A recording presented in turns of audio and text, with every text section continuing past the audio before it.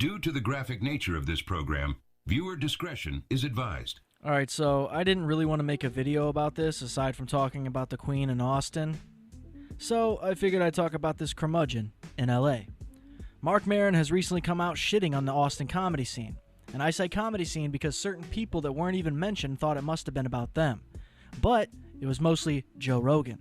Well, it was definitely all Joe Rogan. Marc Maron didn't mention a single other comedian besides Joe Rogan. And yet the crowned queen of Austin thinks Maron must have been talking about him.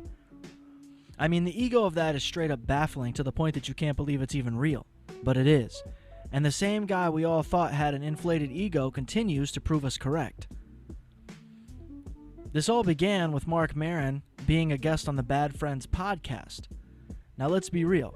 The only reason Rogan and Tony replied to Maron is because they know he's right. And they know he has a massive audience. And his audience can read and wipe their own asses. I know, it's weird, right?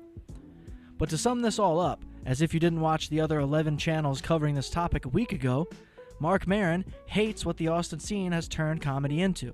Not just the comedians themselves. And the average comedy fan agrees.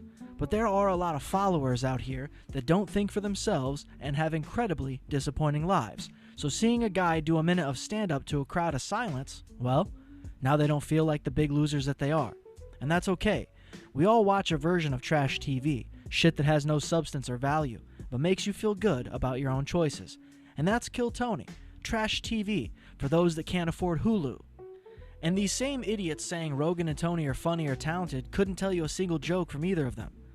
The same guy that says Maron has to promote his special is the only reason he's being mentioned doesn't even have a special and has never deserved one.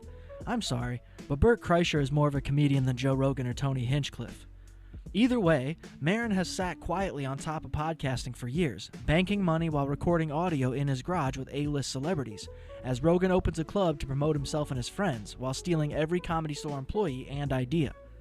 Tony congratulates himself for starting a podcast that doesn't require him to do anything at all, but we'll still say he works hard, and Maron is just starring in television shows and movies, leaving a lasting legacy in media. So to think Maron gives a fuck about your response is hilarious. In conclusion, Rogan and Hinchcliffe could write jokes together and still not be as funny as Maron. Although it is nice to get one of the top comedians to talk shit, even though most of us have already said this as it is. I mean, 2 days before Maron was calling out these dorks, every commentary channel was doing a video on comedians disliking Austin, Texas. It was the perfect timing, but Rogan and Tony have never heard of timing, and that's why we are here. The only reason these dipshits reacted to Maron is because of who he is. Joe wishes he was Maron because Marc actually had a friendship with Rogan's idol, Sam Kinison. But I guess that's what happens in the world of comedy when you're actually likable and funny. And Maron, you don't have to worry. Real comedy fans feel the exact same way you do. But, until the next one.